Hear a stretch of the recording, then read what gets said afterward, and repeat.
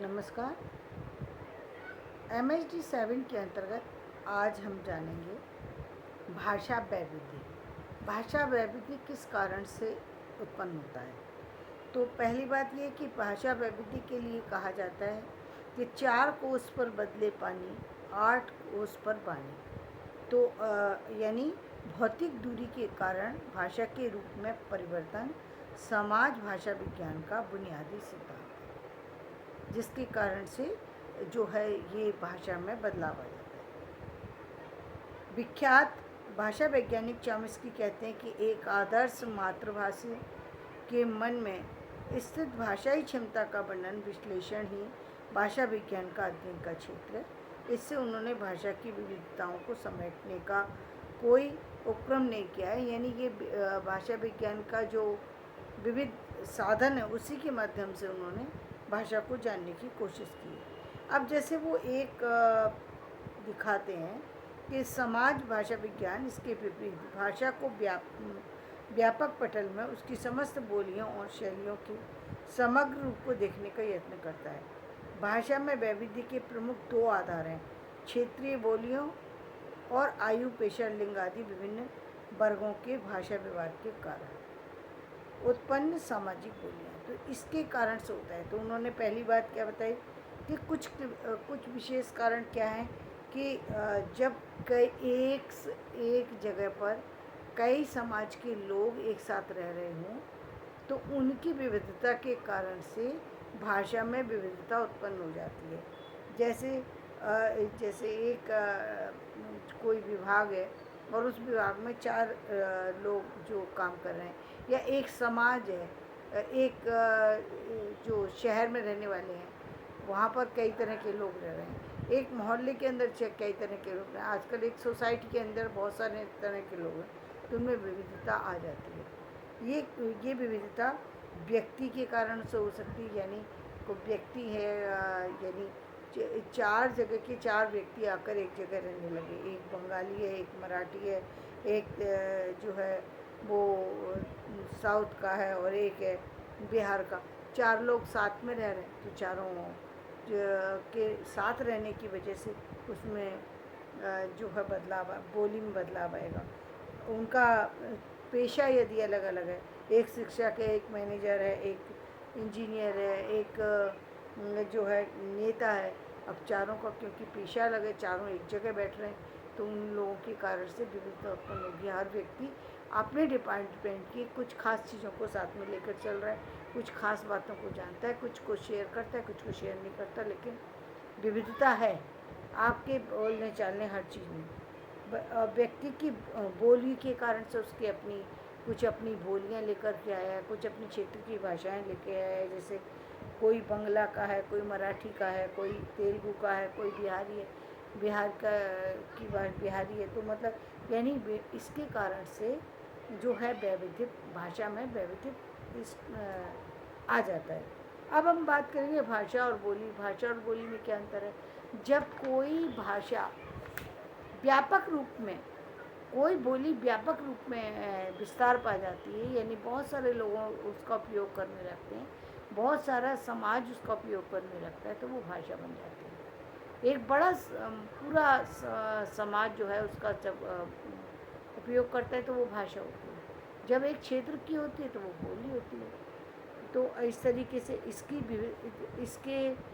जो अंतर को जो स्पष्ट किया है श्रीवास्तव जी ने, वो कहते हैं भाषा जो है सामाजिक प्रकार्य में भाषा अध्यारोपित होती है और बोली सामाजिक प्रकार्य में बोली भाषा के अधीन होती है।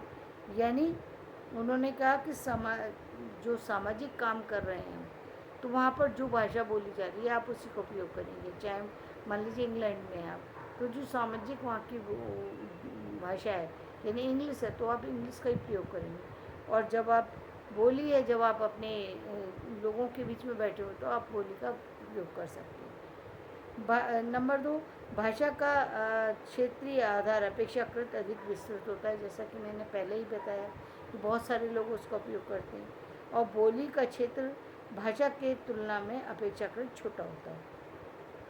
नंबर 3, भाषा का प्रयुक्ति क्षेत्र अधिक बहुमुखी होता है, क्योंकि भाषा साहित्य, शिक्षा, प्रशासन आदि अनेक व्यवहार क्षेत्रों में प्रयुक्त होती है। उसके अंदर मतलब भाषा के अंदर बहुत सारी चीज़ों की जानकारी होती है, बहुत सारी चीज़ों से जुड़ी होती है, बहुत सारे सब्जेक्ट से जुड़ी हुई होती है, बहुत सारी जो है चीज़ों से जुड़ी हुई होती है। समाज की बहुत सारी सी गतिविधियाँ हैं, उनसे अलग अलग तरीके से जुड़ी हुई है। बोली जो है सिर्फ एक क्षेत्र की कुछ चीज़ों से जुड़ी हुई होती है। भाषा समाज में प्रतिष्ठा और प्रभुता का द्योतक होती है। वो वहाँ की प्रतिष्ठा को बनाए रखती है, वहाँ की समृद्धि को बनाए रखती है, वहाँ की पहचान होती है। जबकि बोली की प्रतिष्ठा के कारण नहीं बनती, वो आत्मीयता का संबंध को ज्ञापित करती है कि वो उनके अपने आत्मीय संबंध कैसे हैं। जैसे उनके आत्मीय संबंध है उसी के आधार पर वो व्यवहार किया जाता है। लेकिन भाषा का क्षेत्र विस्तृत होने की वजह से जो जो हमारे जो विभाग हैं, जो हमारे जहाँ पर हम जॉब करते हैं, वर्क एरिया में, वहाँ पर उसी भाषा का प्रभाव होता है, जो भाषा उस क्षेत्र की प्रभावशाली भाषा होती है। भाषा का प्रयोग औपचारिक संदर्भों में होता है और बोली का प्रयोग प्राय अनौपचारिक संदर्भों में होता है। मतलब भाषा का सिर्फ औपचारिक में करना ही पड़ेगा आपको, ऐसा वहाँ पर आप जो है अपने हिसाब से नहीं बोल सकते। यदि आप किसी सामान्य व्यक्ति से बोलने जा रहे हैं, सामान्य छोड़िए, आप यदि अपने सोसाइटी के अंदर ही 4 लोगों से बात करें, 4 लोग अलग अलग थे, वहाँ आप अपने घर की भाषा को नहीं लेकर के आ सकते। आप चाहे कैसे भी रहते हैं, आप उस पहनावे को लेकर के नहीं जा सकते।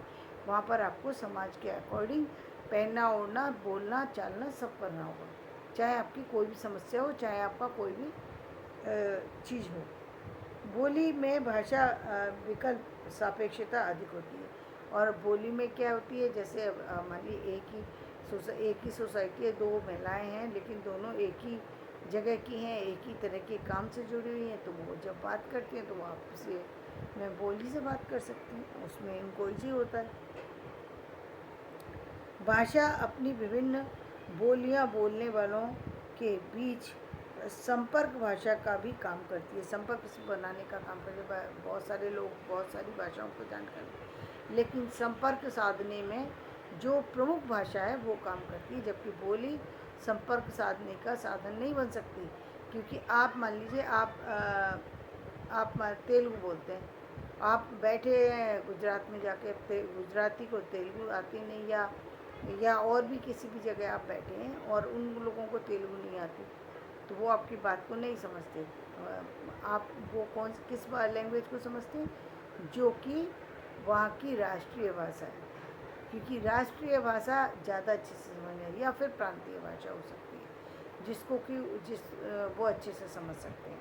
या तो मराठी में उनको समझाए, गुजरात में गए गुजराती में समझा देंगे तो समझ में आ जाएगी, या फिर आप जो हमारे देश की भाषा है उसमें समझाइए। इसी तरीके से विदेश में यदि हैं आप, और विदेश में यदि आप किसी गुजराती से मिलते हैं और वो इंग्लिश जानता है, तो या तो इंग्लिश में बात करेगा या फिर गुजराती में बात करेगा। यानी आपकी अपनी भाषा में आप बात नहीं कर सकते, तो इसके कारण से होती है। तो भाषा और बोली में अंतर आपने समझ लिया। अब हम आएंगे भाषा के सामाजिक स्तर पर भेद कैसे होते हैं। भाषा पर सामाजिक स्तर में जो भेद होते हैं उसके कुछ प्रमुख कारण होते हैं। कुछ जगह देखा जाता है स्त्री पुरुष दोनों ही एक ही भाषा को प्रयोग अलग अलग तरीके से करते हैं, तो ये कैसे हो जाता है। जैसे दिखाया गया है कि छोटा नागपुर बिहार की ओरावा जाति में, जिसे कुडुक भी कहते हैं, स्त्री और पुरुष द्वारा 2 अलग अलग क्रिया रूपों का प्रयोग होता है। मतलब दोनों जो है भाषा बोलने के लिए अलग अलग तरह के शब्दों का प्रयोग करते हैं। ये राजस्थान में भी है, जहाँ पर कुछ शब्द जो हैं वो अलग अलग बोले जाते हैं। क्योंकि मैं राजस्थान से जुड़ी हुई हूँ, इसलिए मैं राजस्थान की जानती हूँ। खैर, मैं यहाँ पर सिर्फ आपको आदिवासी समाज की उसी नागपुर बिहार के क्षेत्र की भाषा का परिचय दूँगी। जैसे लड़के शब्द है, तो वहाँ के नागपुर बिहार के ओरावा जाति के लोग इसको बोलेंगे कुकोर, लड़के को बोलेंगे कुकोर, और स्त्रियाँ यदि इस शब्द को बोलेंगी तो बोलें कुक्का खादा है। ऐसे बूढ़े व्यक्ति को यदि संबोधित कर जाए तो पुरुष बोलेगा पचगीरा, और स्त्रियाँ बोलेंगी पचगी आलाए, और नृतक शब्द है तो पुरुष बोलेंगे नलूर, स्त्रियाँ बोलेंगी नलुआलये, लड़कियाँ बोलेंगी कुकोयर, और नहीं, लड़के बोलेंगे कुकोयर, और लड़कियाँ या स्त्रियाँ बोलेंगी कुकोय आलाए। तो इस तरीके से एक ही शब्द है लेकिन अलग अलग जो है, एक दोनों महिला और पुरुष दोनों अलग अलग बोलते हैं। उम्र के कारण से भी जो है बोलने के तौर तरीके बदल जाते हैं, छोटे बड़े के कारण से बदल जाते हैं। जैसे कभी हम बड़ों को जो है, जैसे हमारे हिंदी भाषा में हम आप या तुम कह के बुलाते हैं, छोटे को हम तू कह करके बुलाते हैं।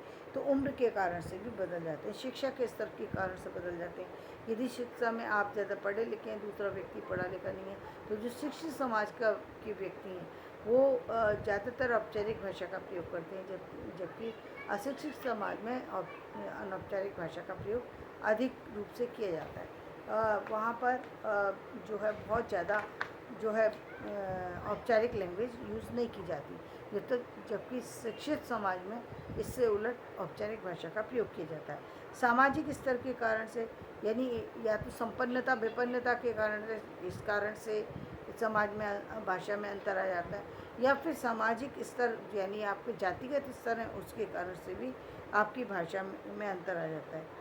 के.एस. सिंह कहते हैं कि शहर में रहने वाले मजदूर या गांव में रहने वाले गरीब लोगों की द्विभाषिता की क्षमता अधिक होती है, और वो इस कारण ये भी कहते हैं कि सामाजिक स्तर के भेद के कारण से क्या हो जाता है कि जो शहर में रहने वाले मजदूर या गांव में रहने वाले गरीब लोग हैं उनके पास ज़्यादा भाषाएं होती हैं। क्यों? क्योंकि वो अलग अलग क्षेत्रों में जाके काम करते हैं, और अलग अलग क्षेत्रों में काम करें अलग अलग लोगों से जुड़ते हैं, इसलिए उनके पास अधिक भाषाओं की जानकारी हो जाती है। ये कम से कम 2 या 3 भाषाओं को अवश्य जानते हैं। बहुभाषिता में आदिवासियों का जवाब नहीं है। हाल में किए गए शोध से ज्ञात होता है कि आदिवासी क्षेत्रों में बहुभाषिता 85% होती है। तो इस तरीके से भाषा वैविध्य के ये विभिन्न कारण हो गए, जैसे क्षेत्रीयता, सामाजिक भौगोलिकता, सामाजिक स्तर, लिंग भेद, उम्र भेद, शिक्षा भेद, जाति भेद और सामाजिक स्तर। इस तरीके से भाषा में जो है वो विविधता पाई जाती है। तो आज का टॉपिक मैं यही समाप्त करती हूँ। मेरा विषय पसंद आया हो इसे लाइक करें, शेयर करें और सब्सक्राइब करें। धन्यवाद।